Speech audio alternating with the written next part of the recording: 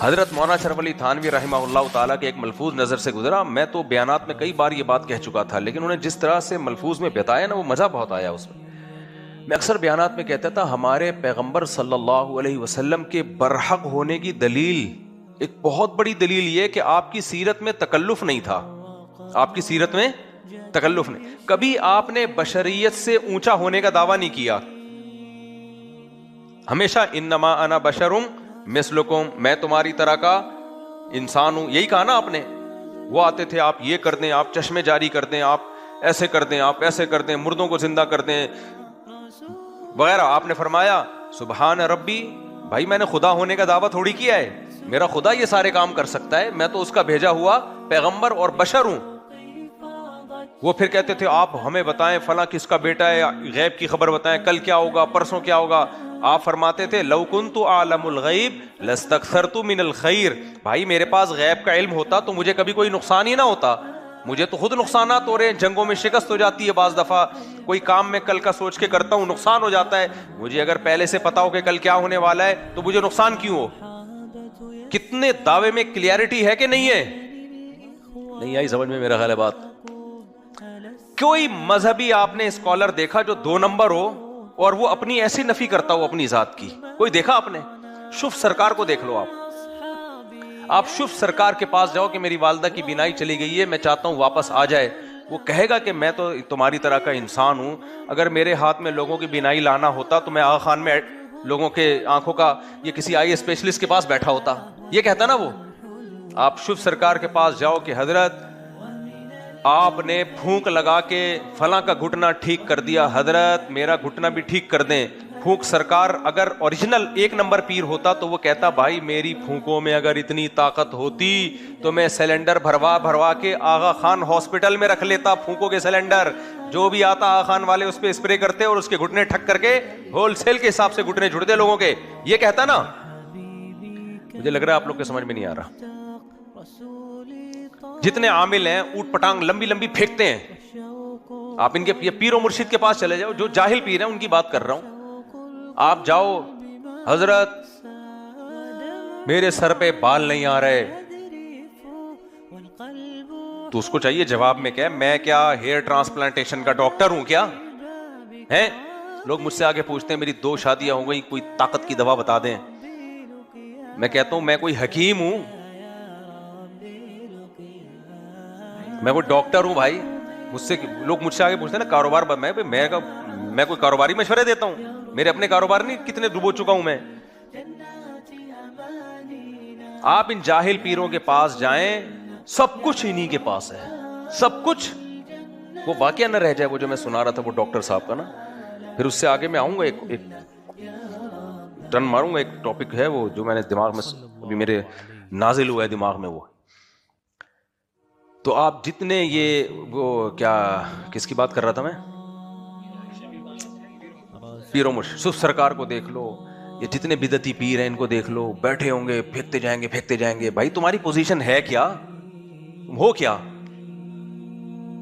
ہمارے نبی سے پوچھتے تھے غیب کے آپ کل کی بات بتائیں پھر ہم آپ کو نبی مانیں گے. فرمایا بھائی کل کی بات تو اللہ جانتا ہے, میں تھوڑی جانتا ہوں.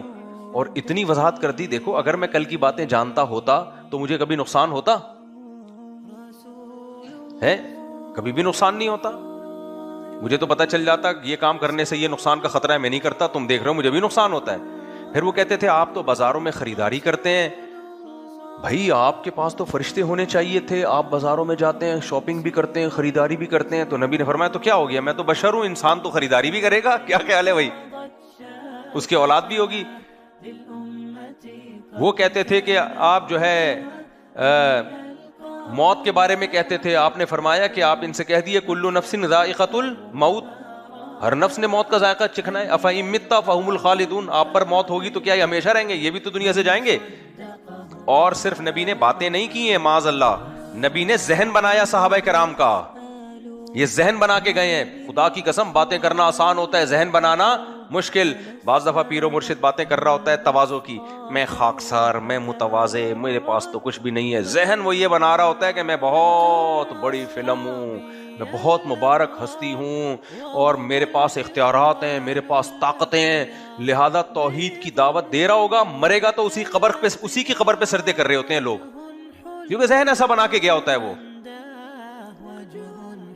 بھائی 2 نمبر لوگ یہی کر رہے ہوتے ہیں نا, ذہن تو باتیں کر رہے ہوتے ہیں تواضع والی, لیکن جو مائنڈ سیٹ کر کے جاتے ہیں وہ یہ ہوتا ہے کہ ہم کوئی ہیں بہت پہنچے ہوئے. ہمارے نبی صلی اللہ علیہ وسلم یقیناً پہنچے ہوئے تھے, آپ تو اللہ کے پیغمبر تھے, مگر الوہیت والی کوئی چیز آپ میں نہیں تھی, خدا نہیں تھے. اختیارات کس کے پاس؟ اللہ کے پاس.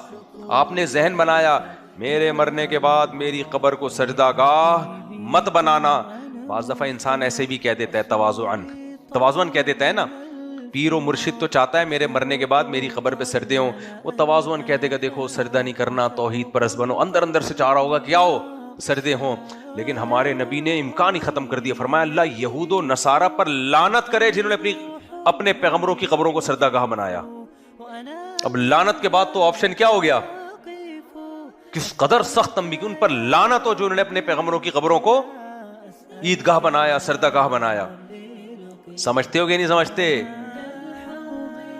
تو یہ جو دعوے میں کلیئرٹی ہے نا, دعویٰ ایک ہی ہے, میں اللہ کا بھیجا ہوا پیغمبر, میرا کام اللہ کا پیغام تم تک پہنچانا. پھر وہ کہتے تھے بھئی اللہ نے فرشتے کو کیوں نہیں چنا؟ بھئی اللہ سے پوچھو, میں کیوں بتاؤں. تو اللہ نے وہی نازل کی, لو کان فی الارض ملائکۃ یمشون مطمئنین, بھائی زمین میں اگر فرشتے رہتے تو ہم فرشتے کو نبی بنا کے بھیجتے. رہتے انسان ہیں تو ان کا جو مینٹور ہوگا, ان کو جو گائیڈ کرنے والا ہوگا, وہ بھی کون ہوگا؟ انسان ہوگا. جنس سے مائل ہوتی ہے نا. دیکھو یہاں کوئی جن بٹھا دو بیان کرنے کے لیے, بیٹھے گا کوئی؟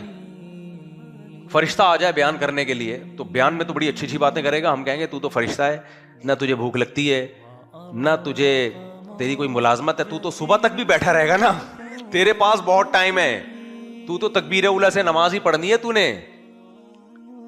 انسان ہو جس کو پراٹھے بھی کھانے ہیں, نماز بھی پڑھنی ہے, گیس وضو بھی بچانا ہے اس نے پراٹھے کھا کے, گوبھی کے پراٹھے کھا کے وضو بچانا کتنا مشکل کام ہے. میں تبھی گوبھی کے پراٹھے کبھی نہیں کھاتا میں یار. خود سوچو, پیاز کی بدبو برداشت نہیں کی گئی ہے, گوبھی کے پراٹھوں کی بدبو کون برداشت کرے گا؟ تو اس لیے یہ چیزیں جب کھایا کرو کسی محفل میں نہیں جایا کرو.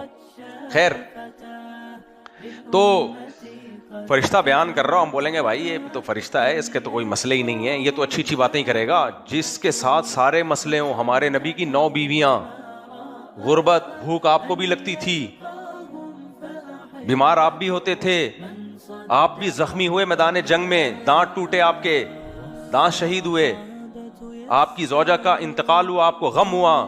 زید ابن حارثہ آپ کے منہ بولے چہیتے بیٹے, جن کو حب رسول اللہ, جب کسی نے سفارش کرنی ہوتی تھی لوگ کہتے تھے زید ابن حارثہ کے سوا کوئی بھی نہیں ہے جو نبی سے سفارش کرے, جا کے ان کو پکڑو. رشتے کرانے ہوتے تھے نا, لوگوں نے زید ابن حارثہ سے رابطہ کرتے تھے, یار یہ نبی سے جا کے سفارش کریں. اتنے محبوب, وہ جنگ میں شہید ہو گئے.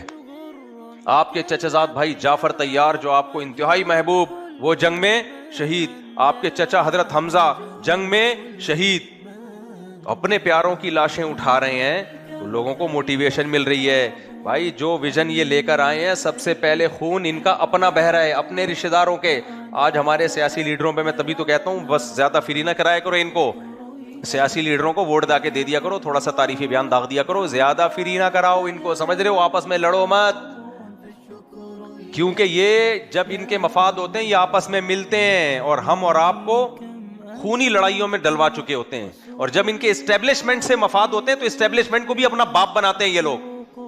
لیکن بس ایک پیغام میں آپ سے کو دینا چاہتا ہوں, کوئی عالم چاہے پی ٹی آئی کو سپورٹ کرے یا سپورٹ نہ کرے, کوئی عالم اسٹیبلشمنٹ کو سپورٹ کرے یا اسٹیبلشمنٹ کی مخالفت کرے, کوئی عالم مسلم لیگ کو سپورٹ کرے یا مسلم لیگ کی مخالفت کرے, ان بیسس پر کسی عالم سے دشمنی مت مولو. سمجھ رہے ہو؟ کسی عقیدت کی بیس یا نفرت کی بیس یہ مت بناؤ. عقیدت کی بیس ہے دین کا علم, چاہے وہ آپ کی جماعت کو فیور کرے چاہے جماعت کو فیور نہ کرے. ہر عالم کا اپنا ایک نظریہ ہوتا ہے, وہ اس نظریے پہ چل رہے ہوتے ہیں. یہ نہیں ہونا چاہیے. ایم کیو ایم کے دور میں ایک بڑے عالم تھے جو ایم کیو ایم کو سپورٹ کرتے تھے. بہت سے علماء کو ان پہ اعتراض تھا, یار آپ ایم کیو ایم کو سپورٹ کر رہے ہو. پھر علماء نے ان کو بٹھایا تو انہوں نے بتایا کہ میں کیوں سپورٹ کر رہا ہوں. چند چیزیں ایسے ویلڈ پوائنٹ انہوں نے بتایا کہ علماء خاموش ہو گئے. تو ان علماء سپورٹ تو پھر بھی نہیں کیا MQM کو, لیکن ان کو کہا کہ بھائی ہم آپ کی مخالفت نہیں کریں گے. تو بہت سارے علماء کے ذہن میں بہت ساری چیزیں چل رہی ہوتی ہیں جس کی بیس پہ کوئی PTI کو سپورٹ کر رہا ہوتا ہے, کوئی JUI کو سپورٹ کر رہا ہوتا ہے, کوئی مسلم لیگ کو, کوئی پیپلز پارٹی کو سپورٹ کر رہا ہوتا ہے.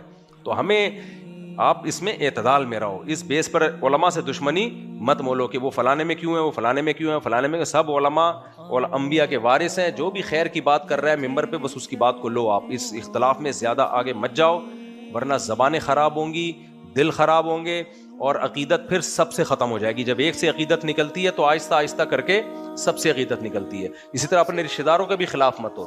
آپ کے رشتہ داروں میں تو دیکھتا ہوں رشتہ دار جمع ہو نا کہیں دعوت پہ, کوئی اسٹیبلشمنٹ کو سپورٹ کر رہا ہے, کوئی عمران خان کو سپورٹ کر رہا ہے, ایسے یا منہ سے غصے میں جھاگ نکلنا شروع ہو جاتے ہیں. پاگل ہو گیا ہو یار, برین ہیمریج سے مر جاؤ گے بھائی.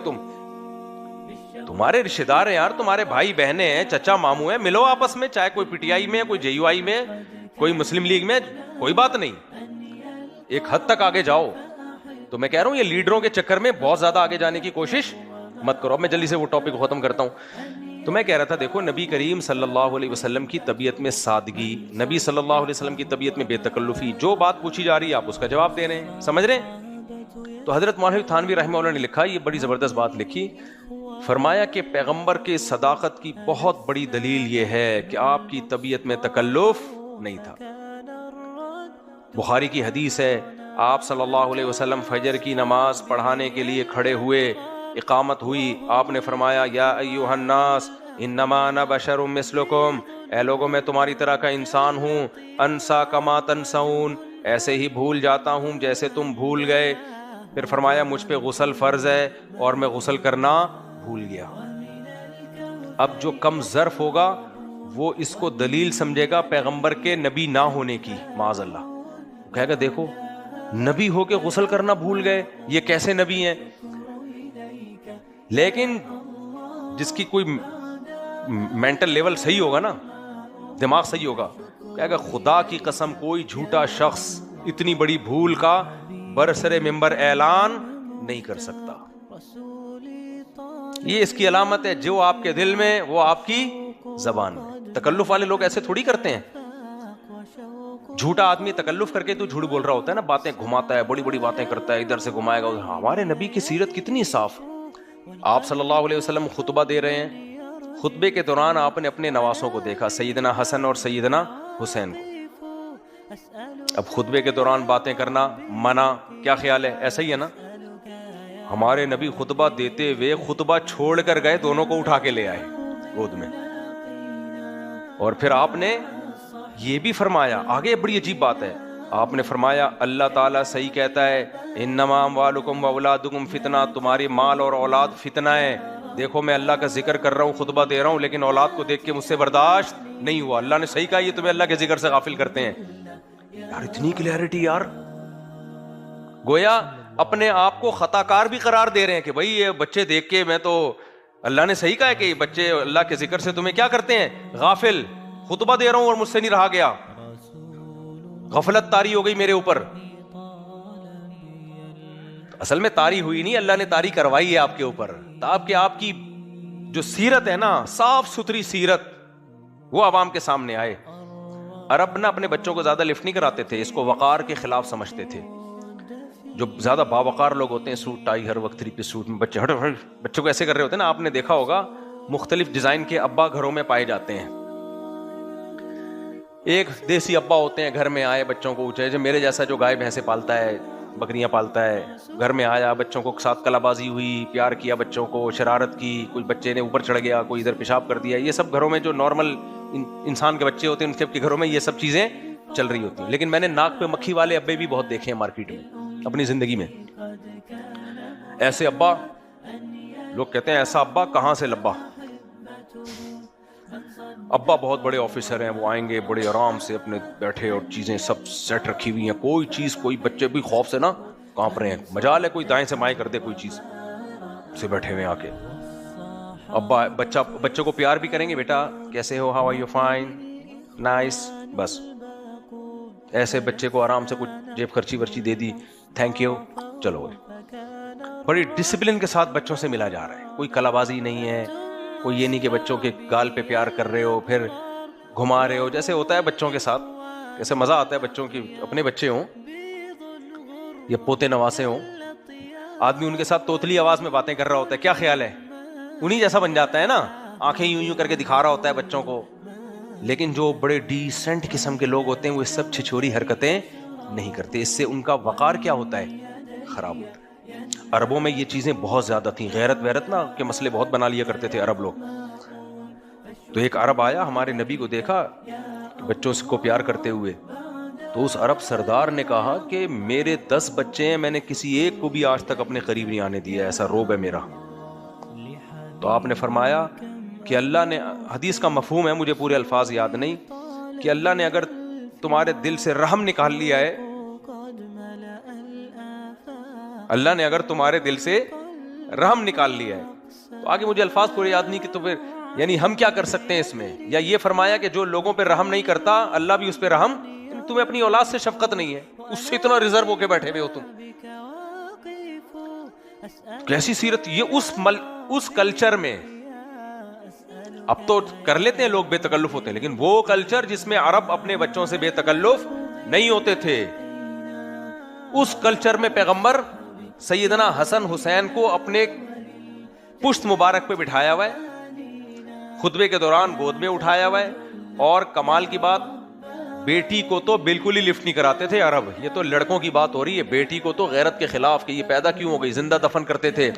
اور ہمارے نبی نے صحیح بخاری مسلم کی حدیث ہے کہ اپنی بیٹی کی بیٹی 2 سال 2.5 سال ان کی عمر تھی, ان کو کندھے پہ بٹھا کے 4 رکعتیں نماز کی پڑھائی آپ نے. بیٹی سے اتنا بے تکلف کوئی لیڈر کرتا ہے ایسے؟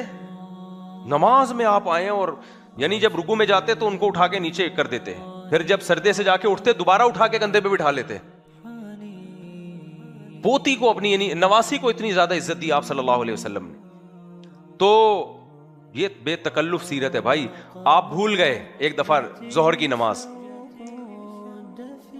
نبی صلی اللہ علیہ وسلم ظہر کی نماز پڑھا رہے تھے, 4 ظہر یا عصر کی نماز تھی, 4 کے بجائے 3 رکعتوں پر آپ نے سلام پھیر دیا. یہ حدیث سناتے ہوئے اور پڑھتے ہوئے بڑا مزہ آتا. 3 رکعتوں کے بعد آپ صلی اللہ علیہ وسلم نے سلام پھیر دیا بھولے سے.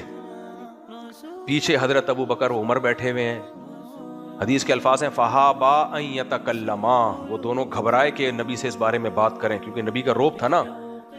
وہ انہوں نے کہا بھائی بس 3 پڑھ لی ہیں. تو کچھ لوگ پیچھے سے نکل گئے, مبارکباد دے رہے ہیں کہ بھائی اللہ نے 4 رکعتوں کو منسوخ کر کے کتنا کر دیا, 3. مبارک ہو بھائی, آج سے کتنی رکعتیں ہوا کریں گی, 3 ہوں گی.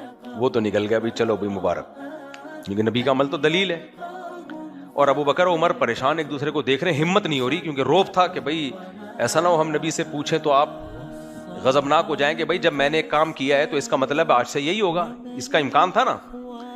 دیہاتی لوگ ایسے موقع پہ بول دیا کرتے تھے, وہ بے تکلف ہوتے ہیں.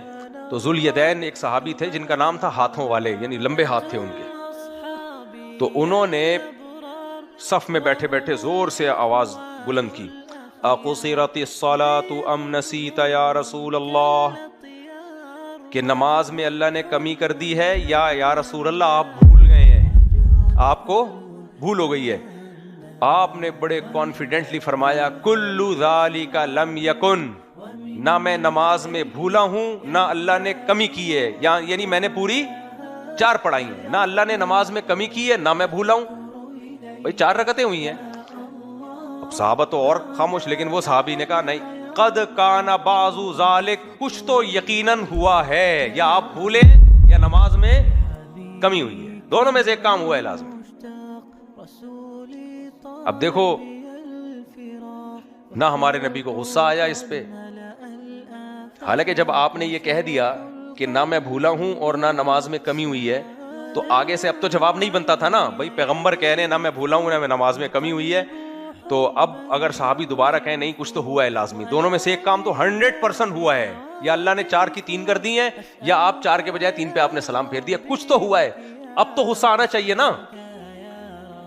کوئی پیر ہو, جاہل پیر, وہ ایک کانفیڈنٹلی کوئی بات کہ نہیں ہوا, اگلا کہ ہوا ہے, آپ کہہ کہ میں تیرے کو بیوقوف نظر آ رہا ہوں, جاہل پیر یہی کہے گا نا.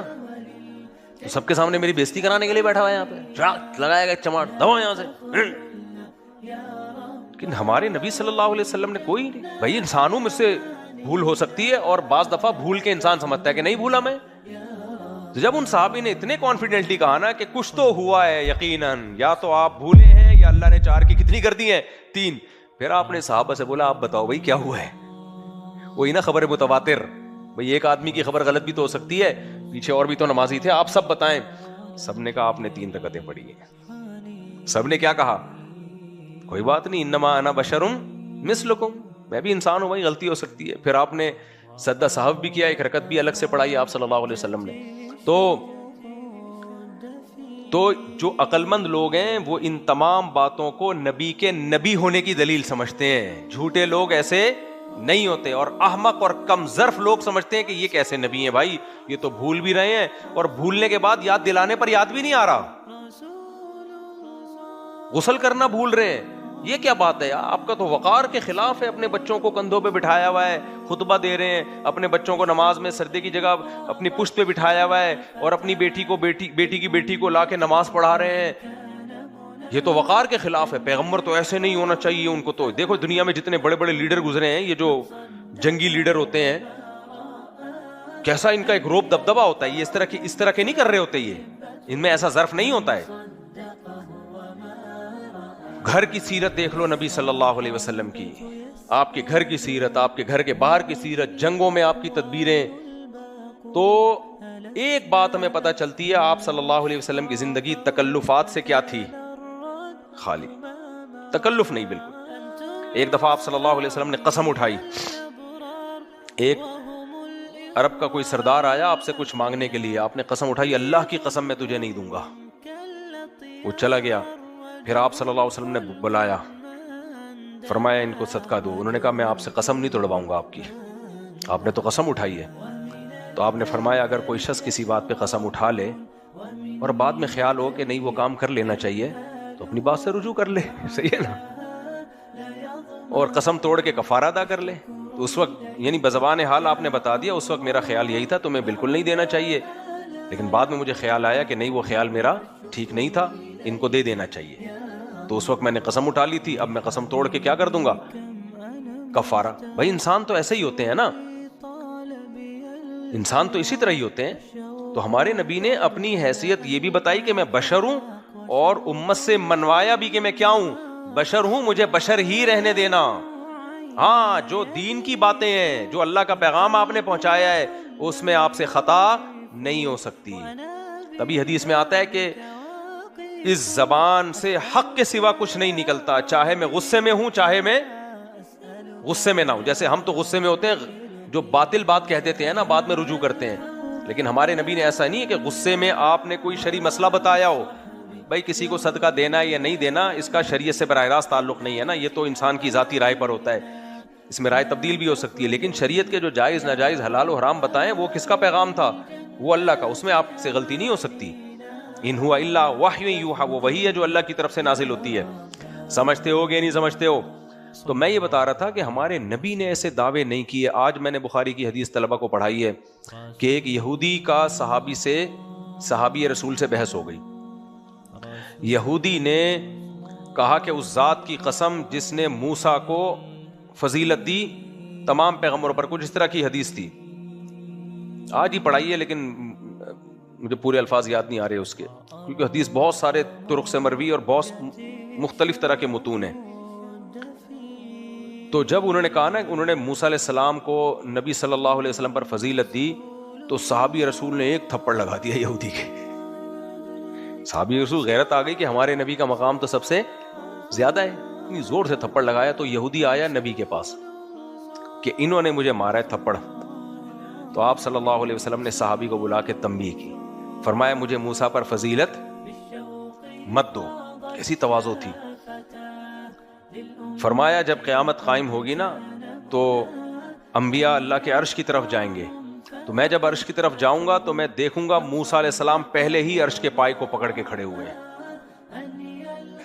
فرمایا مجھے معلوم نہیں ہے کہ اللہ تعالیٰ نے موسیٰ علیہ السلام کو مجھ سے پہلے زندہ کیا قیامت کے دن, ام جزیہ بساقۃ طور, یا کوہ طور پہ جو موسیٰ علیہ السلام بے ہوش ہوئے تھے نا, اللہ نے کہا تھا کہ تم مجھے نہیں دیکھ سکتے, تو موسیٰ علیہ السلام نے کہا تھا میں دیکھوں گا, اور پھر بے ہوش ہو گئے تھے. تو اس بے ہوشی کے بدلے میں اللہ نے یہ آپ کو ایوارڈ دیا ہے کہ آپ عرش پہ مجھ سے پہلے پہنچ چکے ہوں گے. کیسی تواضع ہے بھائی. آپ مجھے بتاؤ, میں پیر ہوتا, آپ کا مقابلہ کسی دوسرے مرید سے ہو رہا ہوتا, وہ کہتا ہمارا پیر مفتی طارق مسعود سے افضل ہے, آپ کہتے نہیں, آپ تھپڑ لگا دیتے. وہ میرے پاس آتا, میں کہتا صحیح تھپڑ لگایا, بالکل بالکل, بلکہ 2 تھپڑ میری طرف سے بھی, میں اس کا پیر ہوں تو میں ہی سب سے بہتر ہوں. تو مجھے, حالانکہ ہمارے نبی سب سے بہتر ہے تمام پیغمبروں میں.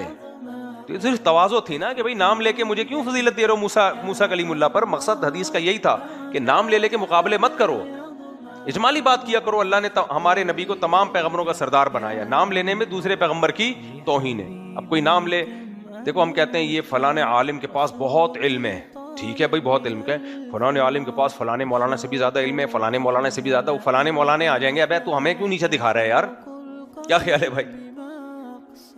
تو بس یہ بتا دے فلاں کے پاس بہت علم ہے تو ہمارے. یا آپ ایک عورت کہہ رہی ہے کہ میرا شوہر جو ہے بہت اچھا ہے, تیرے شوہر سے بھی اچھا, فلانے کے شوہر سے بھی اچھا, فلانے, تو عورتیں کہیں گی نا تم اپنے شوہر کی تعریفیں کرو. ہماری اگر عورتیں غیرت مند ہوگی تو کہیں گی ہمارے میاں کی برائی مت کرو. تو مقابلے کرنے سے منع کیا ہے نبی صلی اللہ علیہ وسلم نے. یہ نبی صلی اللہ علیہ وسلم کی تواضع. اس طرح حدیث میں آتا ہے لا تفضلونی علی یونس ابن متی, یونس علیہ السلام پر مجھے فضیلت مت دو. کیوں, ہوا کیا ہے؟ یونس علیہ السلام مچھلی کے پیٹ میں چلے گئے تھے نا, اللہ کی پرمیشن کے بغیر اپنی قوم کو چھوڑ کے چلے گئے, تو اللہ نے تنبیہ کے طور پہ مچھلی کے پیٹ میں ڈال دیا. تو قرآن نے اس واقعے کو بیان کیا ہے, اذ ابق الی الفلک المشحون, جب وہ بھاگے فرار ہوئے, یہ الفاظ استعمال کیے.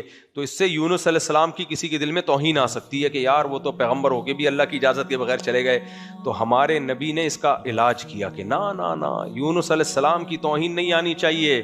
اللہ اور یونس کا معاملہ الگ ہے. فرمایا ایسا نہ ہو, کیونکہ ہمارے نبی نے کوئی کام اللہ کی پرمیشن کے بغیر نہیں کیا. تو کوئی کہہ سکتا تھا بھائی یونس علیہ السلام تو دعوت کے کام میں لگے رہے اور اللہ کی پرمیشن کے بغیر قوم کو چھوڑ کے چلے گئے, اور ہمارے نبی تو احد میں اپنی قوم کے مشکل وقت میں بھی کھڑے رہے. تو یہ ہو سکتا تھا نا, لوگ اس طرح سے کمپیئر کریں, اس سے یونس علیہ السلام کی فضیلت کم ہوگی. تو اس لیے آپ نے فرمایا یونس ابن متی پر مجھ کو فضیلت مت دو. ان کے والد کا نام متی تھا. تو یہ بھی تواضع ہے نبی صلی اللہ علیہ وسلم کی. تو حضرت حکیم الامہ نے لکھا ہے, بالکل صحیح لکھا ہے, کہ سچا آدمی وہی ہوتا ہے جو بے تکلف ہو, اور جو جھوٹے ہوتے ہیں وہ باتوں کو گھماتے ہیں. تو وہ کہتے ہیں میں ہی کرتے رہتے